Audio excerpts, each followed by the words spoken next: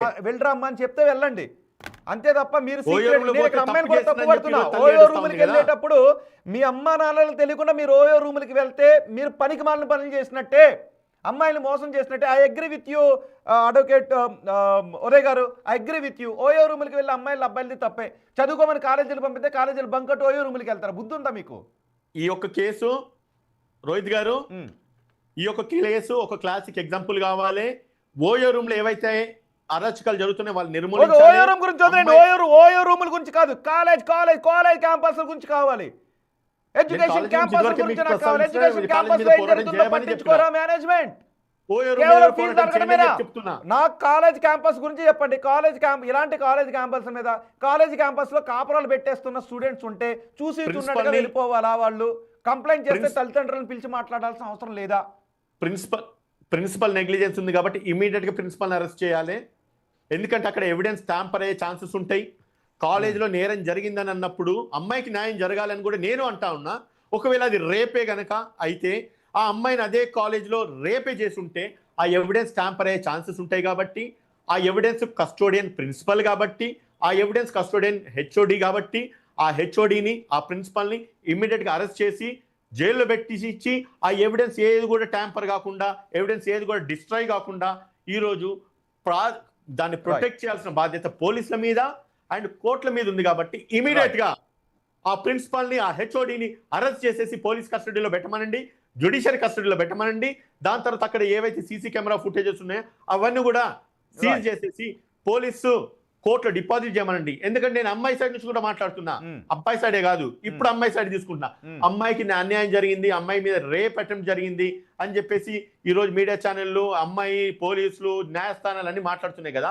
ఏ ప్రాంగణంలో అయితే జరిగిందో ఆ ఒక ఎవిడెన్స్ డిస్ట్రాయ్ కావద్దంటే ఆ ప్రాంగణంలో ఉన్న ఒక ఇన్ఛార్జ్ హెచ్ఓడి అండ్ ఆ ప్రాంగణంలో ఉన్న ఒక ప్రిన్సిపల్ ని ఖచ్చితంగా అరెస్ట్ చేసి జైల్లో పెడితే ఆ ఎవిడెన్స్ డిస్ట్రాయ్ కాదు. ఎందుకంటే ఒక వ్యక్తిని అరెస్ట్ చేసి జైల్లో పెట్టడానికి కారణం ఏంటంటే వాళ్ళు ఎవిడెన్స్ ట్యాంపర్ చేస్తారు, ఎవిడెన్స్ డిస్ట్రాయ్ చేస్తారు, విట్నెస్ ని ఇన్ఫ్లుయెన్స్ చేస్తారని అంటుంటాం కదా.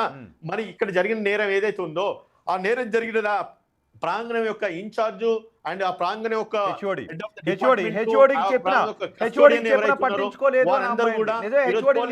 జ్యుడిషియరీ కస్టడీలో ఉండాల్సిన అవసరం ఉంది. కాబట్టి ఇమీడియట్ గా బిగ్ టీవీ ఒక ఫ్లాష్ న్యూస్ రిలీజ్ చేయాలి, రేపు పొద్దునే పోయేసి అక్కడ ధర్నా చేయాలి, ఇమీడియట్ గా క్లోజ్ చేయాలి, ఇన్స్టిట్యూట్ బంద్ చేయాలి అండ్ మేనేజ్మెంట్ ను అండ్ ప్రిన్సిపల్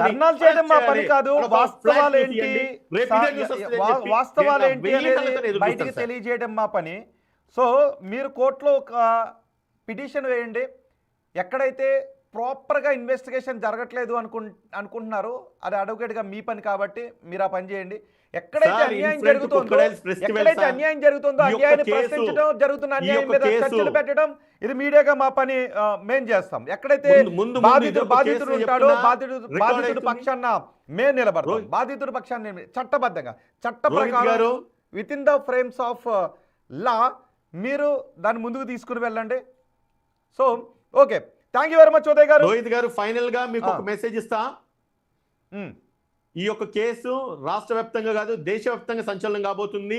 చట్టాన్ని మిస్యూజ్ చేసుకునే వాళ్ళు కావచ్చు, లేకపోతే ఈ రకంగా కాలేజీలో కానీ ఓయో రూమ్ లో కానీ నిర్లక్ష్యం వహించిన వాళ్ళు కావచ్చు, ఇటువంటి జరుగుతున్నా కూడా పోలీస్ యంత్రాంగం కూడా పట్టించుకోకపోవడం కావచ్చు, అండ్ ఇటువంటి మీడియా ఛానళ్లు ఎక్కడైతే మౌనం వహిస్తున్నారో మీడియా ఛానల్ కూడా గలమెత్తే విధంగా ఈ యొక్క కేసు ఒక సెన్సేషన్ కాబోతుందని చెప్పి నేను ఓపెన్ ఛాలెంజ్ చేస్తున్నాను. చూద్దామండి కేసులో ఎటువంటి న్యాయం జరుగుతుందో. Thank you very much Uday గారు. మొత్తానికి ఈ విఎన్ఆర్ ఎడ్యుకేషన్ ఇన్స్టిట్యూట్లో జరిగిన ఈ కేసు ఏం జరుగుతుంది, ఇందులో ఎటువైపు మలుపు తిరుగుతుందని అందరూ చర్చించుకుంటూ ఉన్నారు. బాధితురాలు చెబుతూ ఉంది, బాధితురాలు ఎఫ్ఐఆర్లో చెప్పింది కూడా అదే. ఇన్స్టాగ్రామ్లో పరిచయం అయ్యారు, పరిచయం అయిన తర్వాత తన్ని ఎమోషనల్గా బ్లాక్మెయిల్ చేయడం మొదలుపెట్టాడు. ఆ అమ్మాయి త్వరగా కాలేజీకి వెళ్తూ ఉంది, త్వరగా కాలేజీకి రావడాన్ని అడ్వాంటేజ్గా తీసుకుని తనతో ఎమోషనల్ బ్లాక్మెయిల్ చేసి కాలేజీలో తనతో శారీరకంగా కలిసాడు అని ఆ అమ్మాయి చెప్తోంది. ఆ అమ్మాయి మైనర్ కాదు, మేజరే. మరి తన కన్సెంట్ లేకుండా ఇదంతా జరుగుతుందా? అది 2024లో 2024, 25, 26 మార్చ్. మరి ఇప్పటి వరకు ఏం చేసింది? ఇప్పుడు మాత్రమే ఎందుకు బయటకు వచ్చింది? అంటే 1.5 ఇయర్లో ఓయో రూమ్కి తీసుకెళ్ళి కాలేజీలోను అక్కడ ఇక్కడ ఇన్నిసార్లు అంటూ ఉంటే మరి మీ కన్సెంట్ లేకుండా ఎంత జరిగిందని అమ్మాయిని తప్పుపడుతున్నారు. అదే సమయంలో ఆ అమ్మాయిని తిడుతూ అమ్మాయి తల్లి మాట్లాడిన ఒక ఆడియో కాన్వర్సేషన్ కూడా బయటకు వచ్చింది. తప్పు నువ్వు చేసి ఆ అబ్బాయిని ఎందుకు హింసిస్తావని ఆమె అంటూ ఉంది. ఒకవేళ నీకు ఆ అబ్బాయి ఇష్టమైతే నువ్వు పవిత్రంగా ఉండాల్సింది, కానీ ఎందుకు ఇలాంటి తప్పు చేసావంటే మనుషులు ఎవరైనా తప్పు చేస్తారు కదని అమ్మాయి అంటుంది. ఏం తప్పు చేసావు, ఎటువంటి తప్పు చేసావో నీకు తెలుసా, అదేమన్నా ఒక మాట అని బిడ్డను కూతురుని తిడుతూ ఉంటుంది ఆ తల్లి. మరి కూతురుని తిట్టిన తల్లి ఇప్పుడు నా బిడ్డ మోసపోయింది అని ఎందుకు బయటకు వచ్చారు? నిజంగా ఇందులో ఏం జరుగుతుంది? అబ్బాయి వైపు న్యాయం ఉందా, అమ్మాయి వైపు న్యాయం ఉందా? ఇందులో ఎవరైనా ఫాల్స్ కేసులు పెట్టే ప్రయత్నాలు చేస్తూ ఉన్నారా? పోలీసుల ఇన్వెస్టిగేషన్లో ఏం తేలబోతుందో చూద్దాం. అంతేకాదు కాలేజీల్లో ఏం జరుగుతుంది, కేవలం ఫీజులు దండుకోవడం ఇవి మాత్రమే కాదు, కాలేజీలో ఏం జరుగుతుంది అన్నది మీరు చూసిన తర్వాత వాళ్ళ తల్లిదండ్రులను పిలిచి, ఇదిగో మీ అమ్మాయి ప్రవర్తన అబ్బాయి ప్రవర్తన ఇలా ఉంది, మీరు అంతంత ఫీజులు కట్టి వాళ్ళ కాలేజీలకు పంపిస్తూ ఉంటే ఇందులో కాపురాలు పెడుతున్నారని చెప్పండి అయ్యా, తప్పేం లేదు, మీ కాలేజీలకి ఏం చెడ్డ పేరు రాదు. పైగా మీరు ఇలా చెప్పారు అని చెప్పి ఆ తల్లిదండ్రులు హ్యాపీ ఫీల్ అవుతారు. అవును వీళ్ళ ప్రవర్తన మీద కూడా కాలేజ్ పట్టించుకుంటున్నారని, అది మోరల్ పోలీసింగ్ కిందకి ఏమీ రాదు, మంచితనం కిందకి వస్తుంది. అండ్ అమ్మాయిలు అబ్బాయిలు నిజంగా మీరు ఏం చేస్తున్నారు? ఓయో రూమ్కి వెళ్తున్నారు, ఇంకో చోటుకి వెళ్తున్నారు. అమ్మ ఓయో రూమ్కి వెళ్తున్నారని మీ అమ్మగారికి ఫోన్ చేసి వెళ్ళగలుగుతారా? చదువుకోమని కాలేజీలకు పంపిస్తుంటూ ఓయో రూములకి కాలేజీలో కాపురాలు పెట్టడానికి ల్యాబుల్లో తిరుగుతుంటుంటారా? ఇద్దరిది తప్పే, మోసం చేయడము తప్పే. అంతేకాదు ఇలాంటి వీడియోస్ని మొబైల్స్లో పెట్టి ఏం చేద్దాం అనుకున్నావు ఆశీష్? తీసుకోవడమే దండగా, తప్పు చేసిందే తప్పుడు పని, ఏదో ఘనకార్యమైనట్టు మళ్ళీ వీడియోల్లో రికార్డ్ చేసుకుంటూ ఉంటారా? అమ్మాయి అయినా అబ్బాయి అయినా చేసిందే పనికి మారిన పని, మళ్ళీ మొబైల్లో రికార్డ్ చేసుకుని తల్లిదండ్రులను మానసిక క్షోభ పెడదామనా? వాళ్ళు అప్పో సొప్పో చేసి తినో తినకో బట్ట కట్టుకునో చిరిగిపోయిన బట్ట కట్టుకుని మిమ్మల్ని కాలేజీలకు పంపిస్తూ ఉంటే అబ్బాయిలతో అమ్మాయిలతో ప్రేమలు కావాల్సి వచ్చినాయి మీకు.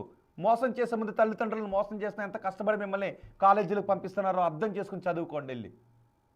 మీ అభిప్రాయాన్ని తెలుగు రాష్ట్రాల ప్రజలుగా ఈ ఘటన చూస్తున్న మీరు మీ అభిప్రాయాన్ని కమెంట్ బాక్స్లో తెలియచేయండి. చూద్దాం మరి ఈ కేసులో ఎవరిని మోసం చేశారని పోలీసులు తెలుస్తారు. Thank you very much. జరిగి వాళ్ళు పట్టుకున్నా చెప్పలేదు, తర్వాత ఇంకెక్కడో హోటల్స్ కానీ తీసుకెళ్ళి వాడు ఇష్టం వచ్చినట్టు ఒక్కసాట కాదు, వాడికి ఇష్టం ఎక్కడ ప్లేస్ దొరికితే అక్కడ వాడు పశువు కన్నా హీనంగా వాడుకొని ఎక్కడెక్కడో హోటల్ రూమ్స్ కానీ తీసుకెళ్ళి క్లాస్ రూమ్లో జరిగి వాళ్ళు పట్టుకున్నా చెప్పలేదు, తర్వాత ఇంకెక్కడో హోటల్స్ కానీ తీసుకెళ్ళి వాడు ఇష్టం వచ్చినట్టు ఒక్కసాట కాదు, వాడికి ఇష్టం ఎక్కడ ప్లేస్ దొరికితే అక్కడ. కాలేజ్కి ఒక్క రోజు లేటుగా వచ్చినా, ఫీజు లేట్ అయినా నాకు ఫోన్ చేస్తారు, కానీ ఏడాది కాలంగా ఇంత జరుగుతుంటే నాకు ఎందుకు చెప్పలేదు, కాలేజ్కి బాధ్యత లేదా అని నిలదీశారు బాధితురాలి తల్లి. మేడం నా పాపకు జరిగినట్టు ఎవరికి జరగకూడదు, ఈ యాజమాన్యం కూడా అలా ఉండకూడదు. మీకు చేత కాకపోతే తల్లిదండ్రులు పిలిపించి చెప్పండి పోస్ట్లోనే. తను చావునైనా చావకుండా ఉంటుందిగా, ఇంకా తనకి లైఫ్ లేదా, ఇదే లైఫా?